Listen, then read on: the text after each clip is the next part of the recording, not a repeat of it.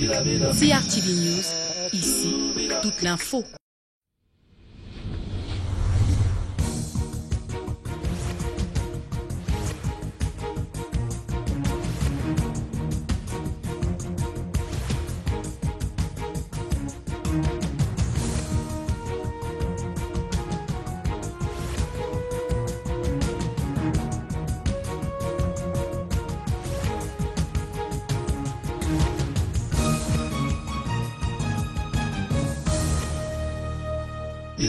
CRTV News.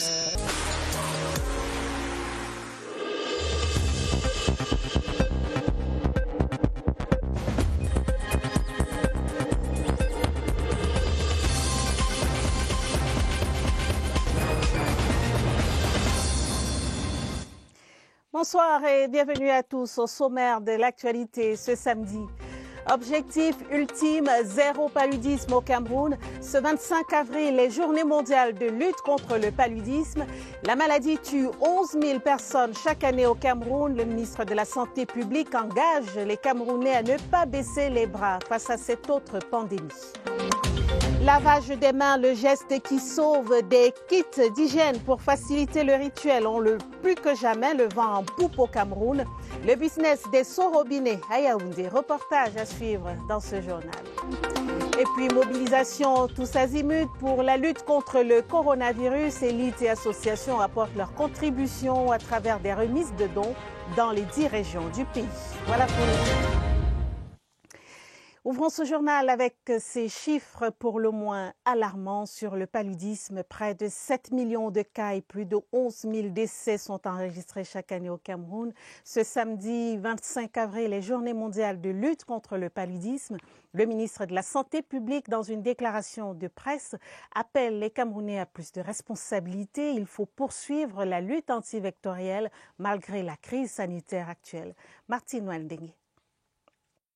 Le Cameroun est classé 11e mondial parmi les pays les plus touchés par le paludisme, selon le rapport 2019 de l'Organisation mondiale de la santé.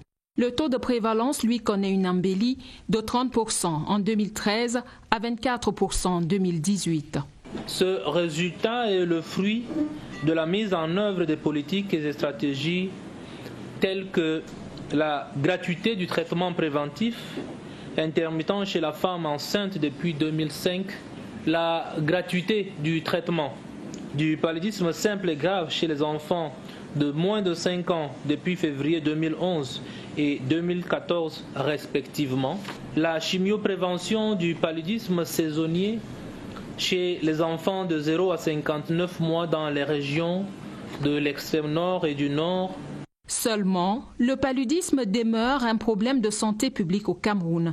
Tenez par exemple 11 000 décès, dont 60% d'enfants de moins de 5 ans ont été enregistrés en 2016. Selon les données du Programme national de lutte contre le paludisme en 2018, sur les 24 593 décès enregistrés, 4 510 étaient attribués au paludisme. Pour renverser la donne, le gouvernement a adopté un plan stratégique national de lutte contre le paludisme qui s'étend de 2019 à 2023 et dont le financement attendu est estimé à près de 280 milliards de francs CFA. Et depuis 2011, les pouvoirs publics camerounais ont pris une série de mesures destinées à inverser la courbe de la morbidité due au paludisme.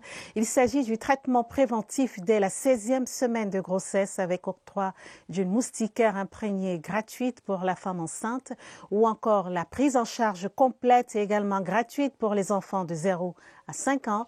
Autant de mesures mises en œuvre dans toutes les formations sanitaires publiques du Cameroun. Le constat avec Cyril Kingembepe. La prévention est le principe cardinal dans la prise en charge du paludisme chez la femme enceinte. Dès le 4e mois de grossesse, un protocole lui est gratuitement offert dans tous les centres de santé et hôpitaux de la République. Elle bénéficie simplement d'une moustiquaire gratuite pendant la grossesse et également du traitement préventif intermittent. Mais il faut dire également que la prise en charge du paludisme grave chez elle est subventionnée fortement.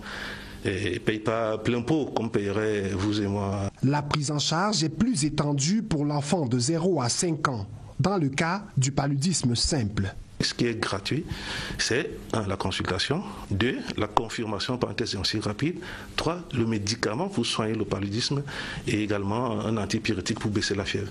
Maintenant, tout traitement adjuvant qui s'ajouterait au-dessus du fait de du critère de gravité ou du fait d'une comorbidité dans une autre affection, vous devrez payer pour cela.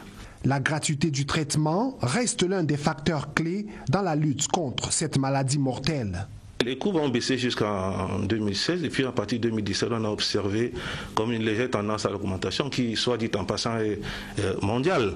La Journée mondiale de lutte contre le paludisme rappelle que bien que la prise en charge soit gratuite pour ces deux catégories considérées comme les plus vulnérables, il est préférable d'adopter les mesures de prévention. Le Cameroun engagé sur 2 fronts sanitaires, le paludisme, mais aussi le coronavirus.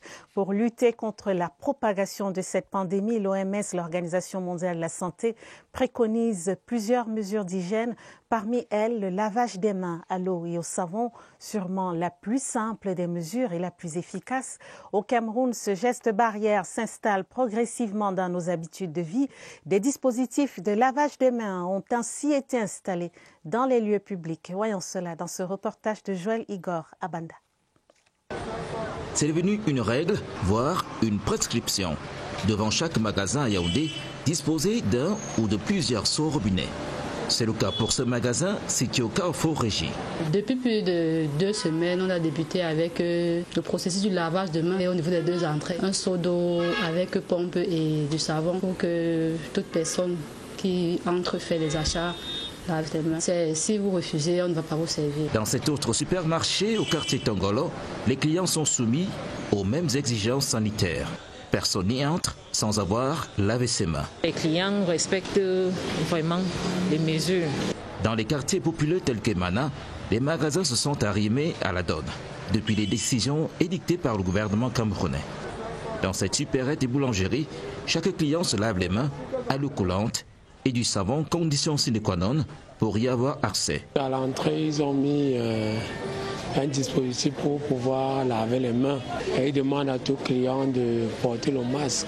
Nous avons mis sur pied ce cubitonnaire à l'entrée de notre super espace général qui permet déjà à tout passager ou à tout passant même de pouvoir nettoyer ses mains avant d'entrer dans l'un de nos services. Les dispositifs de lavage des mains se généralisent donc dans les magasins et autres supermarchés de la ville de Yaoundé. Objectif, éviter une éventuelle avancée du virus dans ces espaces commerciaux qui au demeurant devraient aussi être très regardants vis-à-vis de leur personnel. On les a vus en images, ces seaux robinets ont plus que jamais le vent en poupe. La forte demande a inéluctablement conduit à une inflation des prix sur le marché, comme nous le montre ce reportage de Elvire Ninangalim.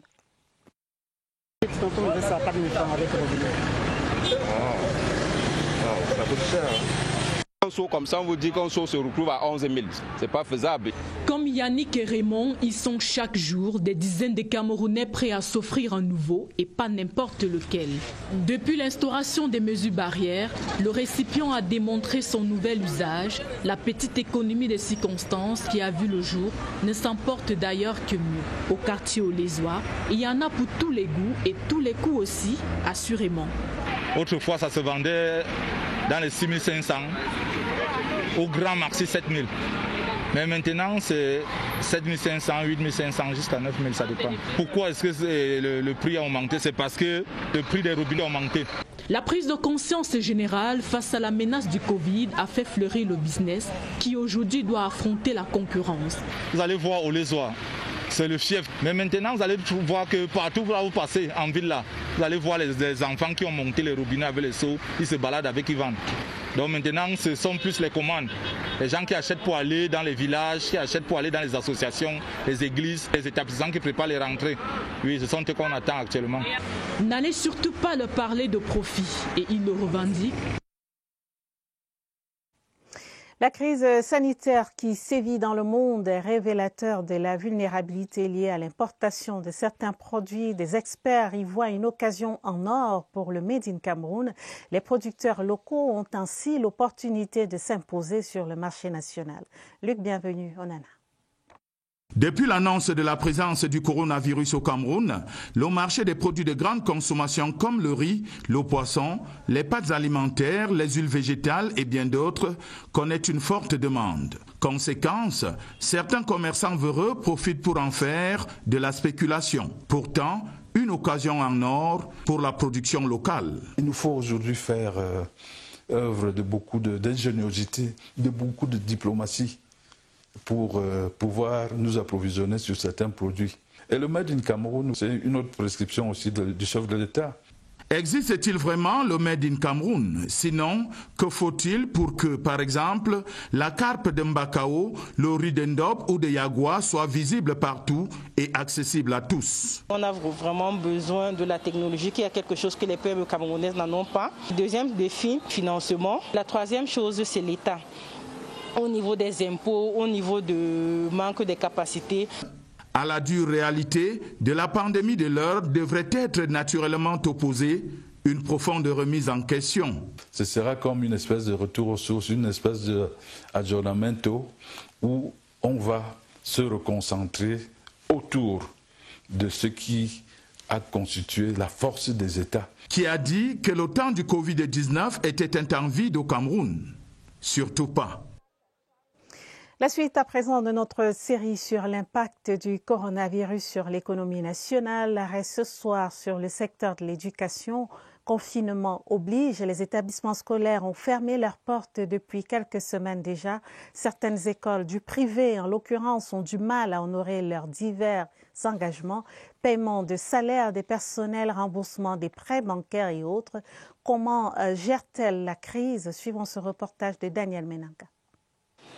Un mois et quelques semaines à rechercher un équilibre à l'école. Payer les salaires malgré le chômage technique imposé par le coronavirus. Équation difficile dans les établissements privés. Par rapport au téléenseignement, il est question, n'est-ce pas, d'avoir une ligne ou des lignes Internet fiables. Cela demande que nous puissions avoir des crédits d'Internet. Cet institut privé supérieur compte près de 1000 étudiants. À la fermeture des classes, moins du tiers s'est acquitté de la totalité des frais de scolarité. Pour le personnel enseignant, on leur a dit qu'on allait continuer à les payer normalement. Pour certains personnels administratifs, c'est là où ça coince un peu. Nous avons dû nous rapprocher de nos banques. Ici, chez les plus jeunes du primaire et du secondaire, on assure que l'essentiel est sauf pour les 66 enseignants, mais c'est sans tenir compte d'une nouvelle donne. Maintenant, les moyens de dépenses ont augmenté. Oui, nous sommes toujours à la maison avec les enfants et on dépense beaucoup, la lumière, l'eau, même la nourriture. Permettre aux élèves de garder la main et proposer un plan B quand le téléenseignement ne couvre pas tout l'effectif, tout cela a un coût. On a beaucoup d'élèves ici qui sortent du nord-ouest et sud-ouest. Ils n'ont pas l'argent même pour payer la pension. Ils n'arrivent même pas à avoir un téléphone. La situation semble encore maîtrisée, mais pour combien de temps encore? La date probable de rouverture des écoles est fixée au 1er juin 2020. La riposte digitale contre le coronavirus se prépare. Des jeunes Camerounais porteurs de projets dans le domaine des TIC sont en compétition sous la bannière du Barcamp Cameroun. La ministre des Postes et Télécommunications, Minette Libom Lilikin, fixait les règles du jeu hier en visioconférence. Les détails avec Irène Dianafouda.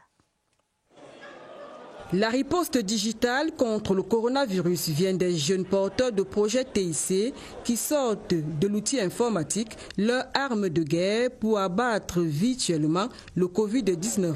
Leur génie créateur va révéler à la face du monde des applications fiables et efficaces capables de désactiver la vitesse de propagation du coronavirus. Le cyberespace sur lequel est engagée l'élite digitale veut servir les intérêts numériques de la nation par le biais de Barcamp Cameroun, une association des férus des TIC en ligne de mire sur la toile. Nous avons une trentaine de projets enregistrés.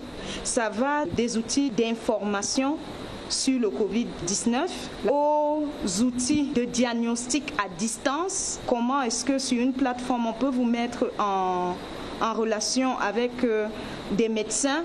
Le ministère des Postes et Télécommunications, parrain de l'édition 2020 en ligne, cherche à valoriser le talent des vaillants soldats du numérique qui ouvrent le feu de l'action sur le net. Ce que nous attendons, c'est le résultat de l'audace et de la créativité des jeunes.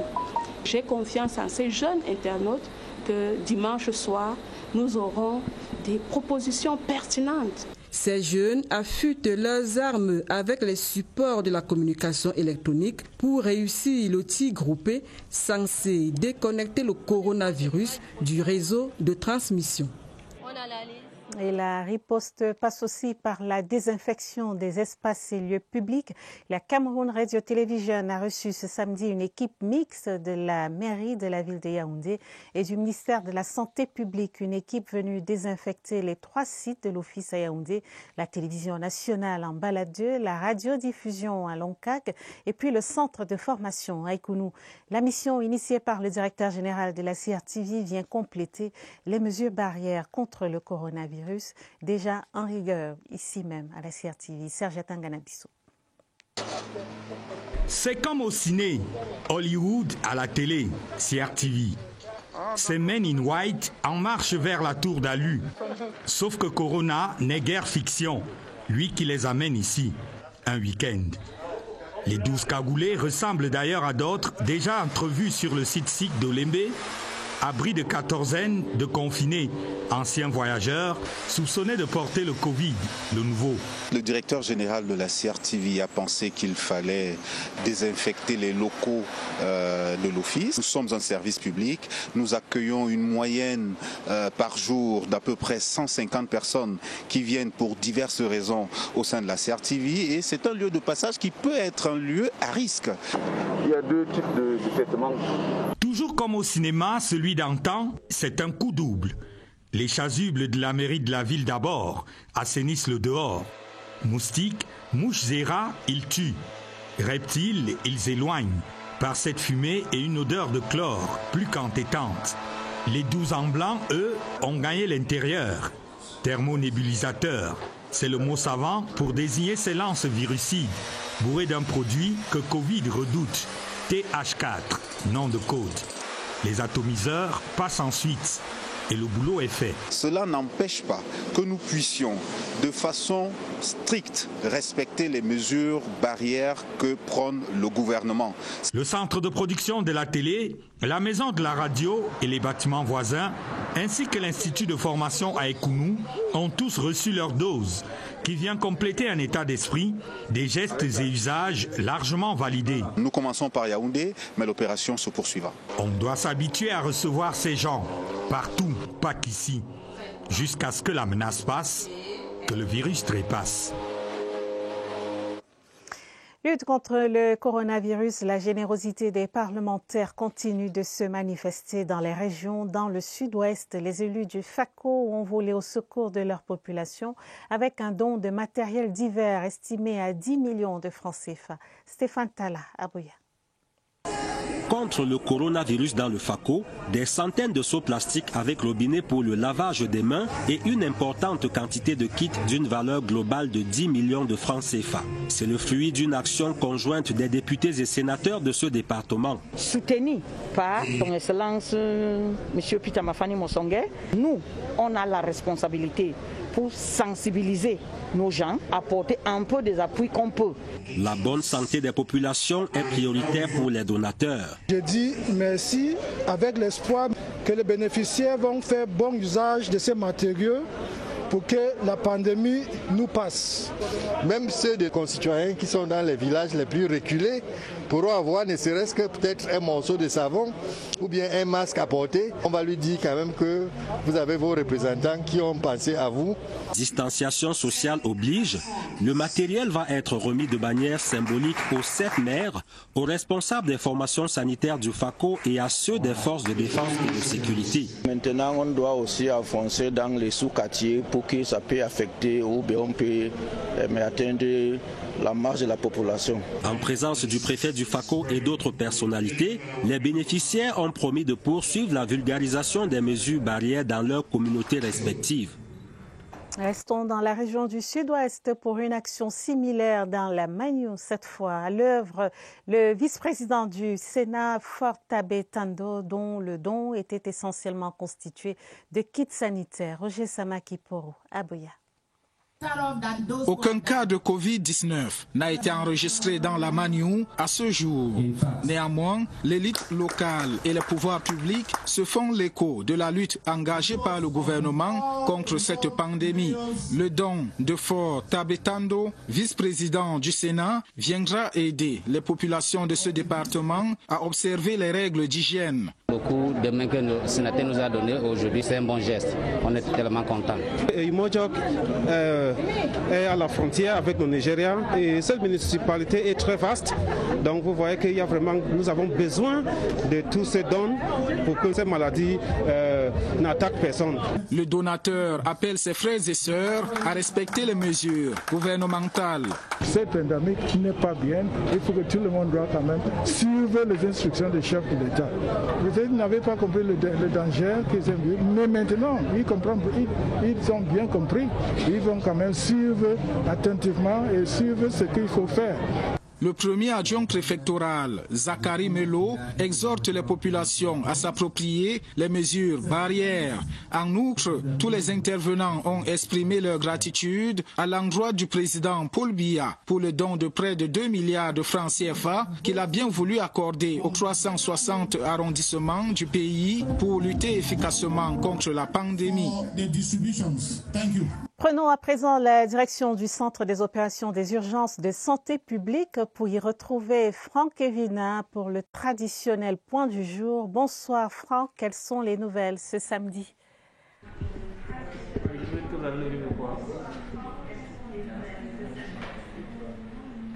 Bonsoir Karine Olivier Habit, bienvenue ici au centre des opérations des urgences de santé publique de Yaoundé.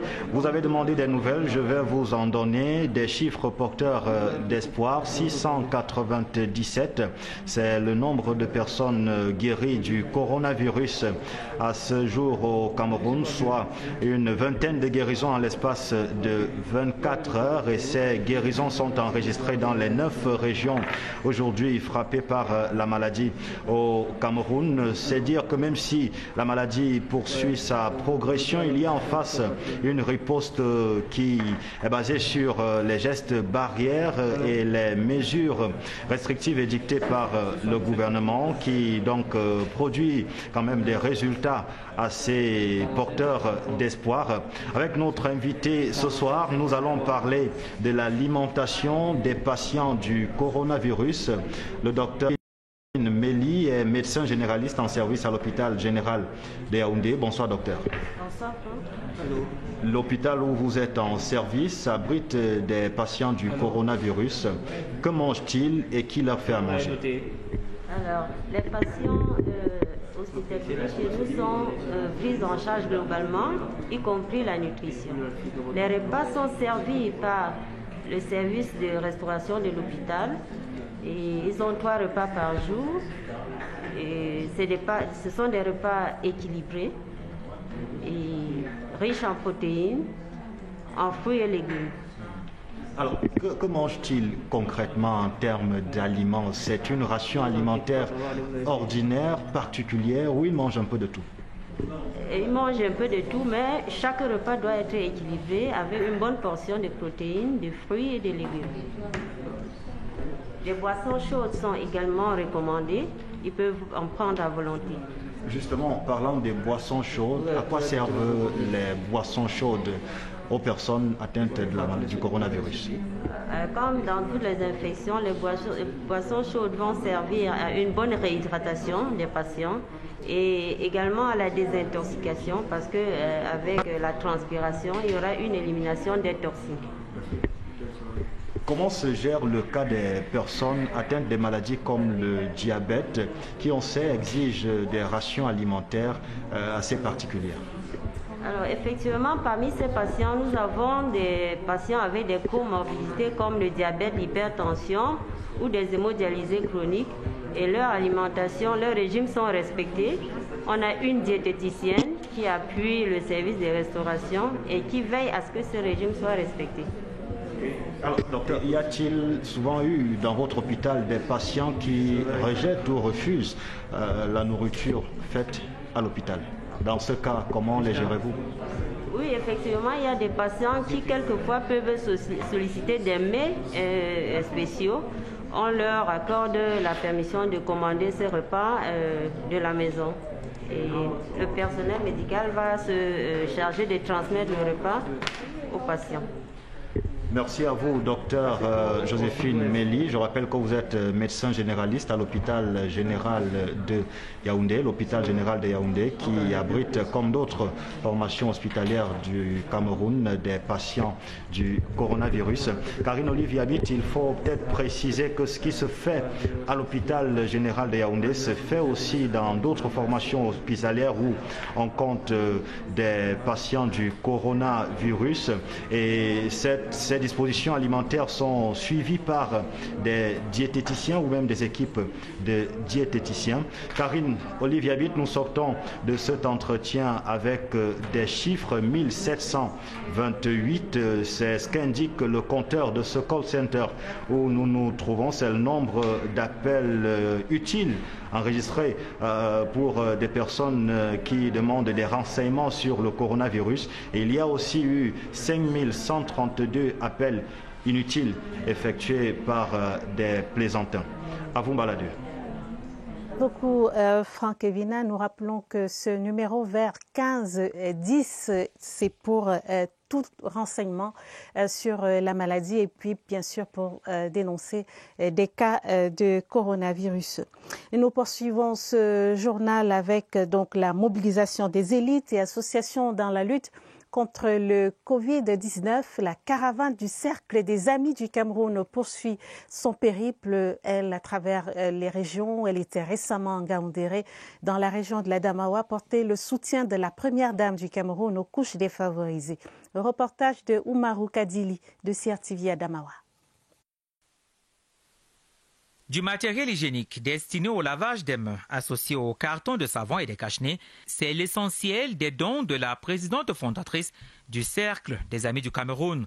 À son égard, les principaux bénéficiaires disent leur gratitude et leur satisfaction. On est dans la panique, elle vient nous apporter le soutien. Nous sommes très contents, nous les commerçants de la Ngaoundéré et de la Damawa.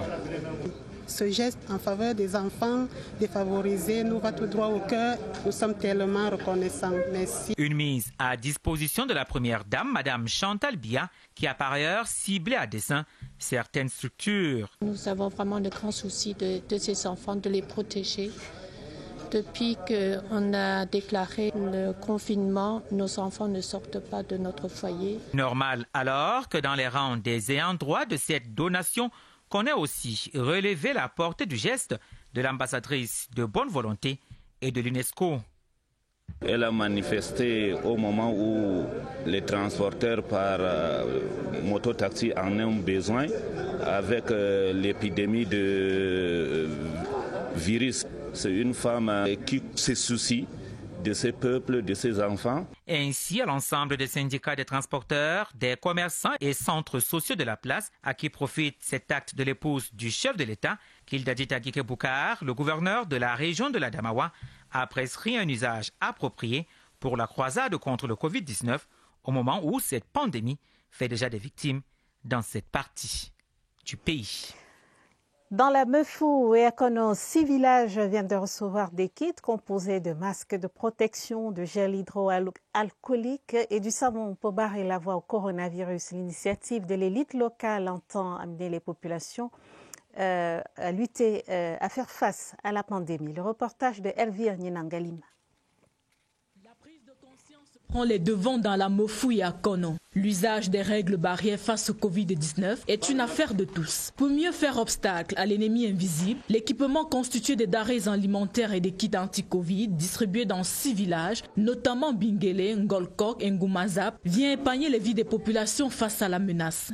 Le matériel qui a été donné aujourd'hui par Mme Blaise va être réparti entre les familles. Ces familles-là vont donc relayer l'action qui a été initiée aujourd'hui. Chaque famille doit tout faire pour avoir un seau, un savon, ce sont des habitudes à acquérir maintenant.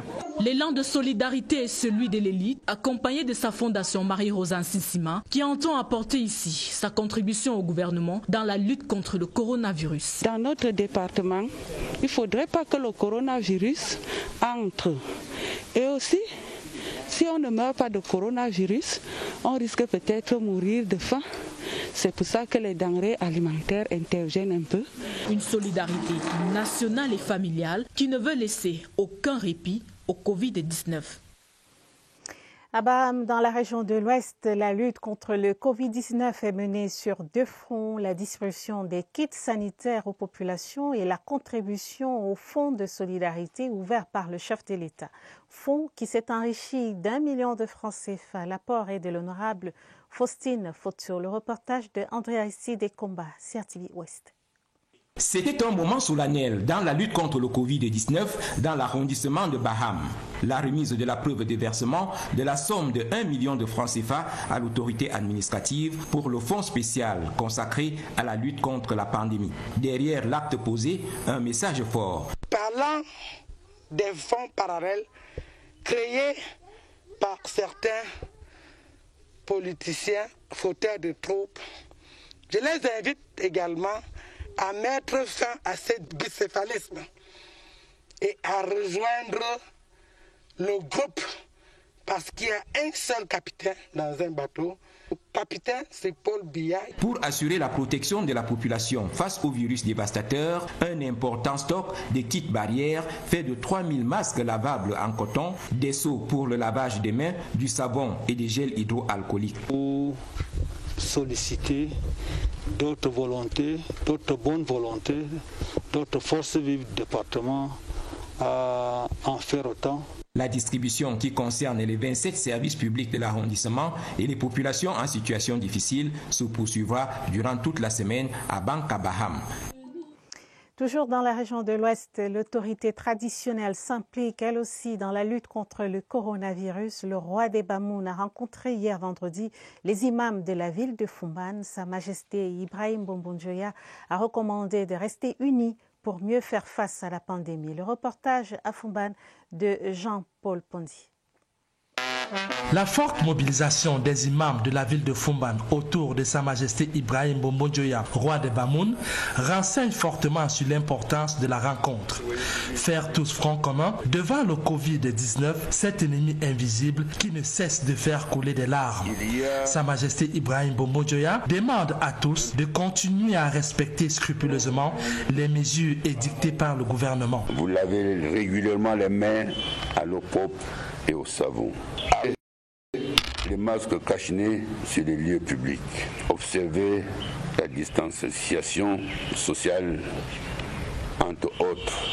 Il se félicite de l'adhésion des populations à l'obligation du port du masque. 36 000 ont à cet effet été distribués. Cette rencontre qui a coïncidé avec le début du jeûne du Ramadan a permis au sultan de rappeler que celui-ci se fera dans des conditions particulières. L'occasion faisant le larron, il a demandé d'élever des prières contre les actes barbares qui sévissent dans le Noun. Cette rencontre se tenait dans le strict respect des mesures barrières préconisées par le gouvernement. L'ancien capitaine des Lions indomptables du Cameroun, Samuel Eto'o apporte également sa contribution dans cette mouvance générale. 1400 ménages classés vulnérables des quartiers Etoameki et Fandena, ici à Yaoundé, viennent de bénéficier d'un don de denrées alimentaires. Le reportage de Évariste Inga. Vers leur destination finale, les ménages les plus vulnérables. La Fondation Samuel Eto'o vient ainsi d'apporter sa contribution dans la lutte contre le coronavirus Covid-19 au Cameroun. Vous avez les gens qui ont de la peine à manger, donc on s'est dit si on peut apporter un morceau de savon ou un peu de riz ou du sel ou de l'eau à ces familles-là pour qu'ils puissent tenir les bouts, on pourra le faire. 700 paquets de denrées alimentaires à raison d'un par ménage distribués au quartier Etoameki. 700 également dans des familles de Fandena 1, lieu-dit Eligedzoa. La redistribution est encadrée par le sous-préfet de Yaoundé 1er, soucieux de l'ordre public et du confinement. J'ai dû, dans l'urgence, inviter mes collaborateurs chefs traditionnels. Nous avons d'abord procédé au recensement de ce qu'on peut appeler les familles les plus démunies dans ces quartiers. Pas de Samuel Eto'o sur le terrain. La caravane est conduite par la fondation qui porte son nom. Elle a assuré convoi et manutention auprès des familles bénéficiaires. Le réseau des femmes entrepreneurs Nord-Sud sur le terrain de la prévention contre le Covid-19. Les membres de cette association étaient hier vendredi à Pouma dans la Sanaga-Maritime pour sensibiliser les populations sur le respect des mesures d'hygiène. Michel Renaud, Rwanda. Située sur l'axe Yaoundé-Douala, la localité de Pouma est un lieu de forte concentration humaine et de brassage susceptible de faciliter la transmission du Covid-19. Conscient de cette réalité, le réseau des femmes entrepreneurs Nord-Sud a engagé une campagne de prévention contre cette pandémie dans cette localité. Nous avons pensé qu'il y a un flux humain important, donc il est nécessaire de venir offrir tout ce qu'il faut pour respecter les règles de barrière, les règles pour vaincre Covid-19. Je suis très fière aujourd'hui pour l'action qui a été menée à Pouma, d'avoir donné quelque chose qui puisse aider dans le cadre de Covid-19. Pour joindre la parole à l'acte, ce réseau a distribué des cache-nez, des savons, des solutions hydroalcooliques et des seaux à robinet aux populations ainsi qu'aux commerçants de cette localité. Je suis très satisfaite. En ce qui concerne les réseaux de femmes, je souhaite leur progrès. L'action du dit réseau mérite donc de faire tache d'huile. Et ce samedi, les populations du quartier Nilon, ici même à Yaoundé, ont reçu la visite de la fondation Le Cœur sur la main dans leur bagage des denrées alimentaires et des produits de première nécessité pour les plus vulnérables. Stéphane Zemboma. Par ces dons en denrées alimentaires offerts aux habitants du quartier Nilon à Yaoundé, la Fondation du Cœur sur la main a la main sur le cœur et les populations les sarderies sur les épaules. C'est la chefferie de 3e degré de la zone qui sert de cadre à la distribution. 200 foyers sont ainsi ciblés par cette opération de soutien et de solidarité aux familles démunies en cette période marquée par la présence du Covid-19. La Fondation Le Cœur sur la main est en appui à l'action gouvernementale pour apporter aux populations les plus démunis leur appui logistique, matériel, moral, spirituel. Des sarderies, de l'huile, du savon, des pâtes alimentaires constituent l'essentiel du don. Les populations bénéficiaires ne tarissent pas d'éloges et de remerciements à l'endroit de leurs bienfaiteurs. Vous ne pouvez pas savoir comment je suis ému. Le Cœur sur la main, c'est une bonne action qu'ils ont faite. C'est un geste citoyen très grand qui me va droit au cœur. Je suis tellement content. En marge de la distribution des produits alimentaires, les habitants du quartier Nilon revisitent quelques mesures barrières contre le coronavirus, notamment les bonnes techniques de lavage des mains. Les délégations départementales du ministère des Enseignements secondaires du Centre, désormais bien outillées pour s'arrimer à l'exigence du télétravail en cette période de crise sanitaire, elles viennent de recevoir des équipements informatiques d'une valeur de 25 millions de francs CFA. L'initiative est du ministère des Enseignements secondaires. D'autres précisions dans ce reportage de Awa Issa des TV Centre. Avec la crise sanitaire qui mobilise toutes les énergies, les activités tournent au ralenti. Au ministère des Enseignements secondaires, l'on prend le taureau par les cornes pour donner un coup d'accélérateur au fonctionnement des services déconcentrés. C'est le sens à donner à cette dotation du chef de ce département ministériel. Le ministère a mis sur pied un site et à travers ce site, nous aurons soit à déposer des ressources pédagogiques par exemple, soit à donner le résultat de notre travail. Que ce travail soit connu au niveau de la hiérarchie. Même chose pour la répercussion des instructions venant de la hiérarchie, nous allons utiliser ces instruments de travail.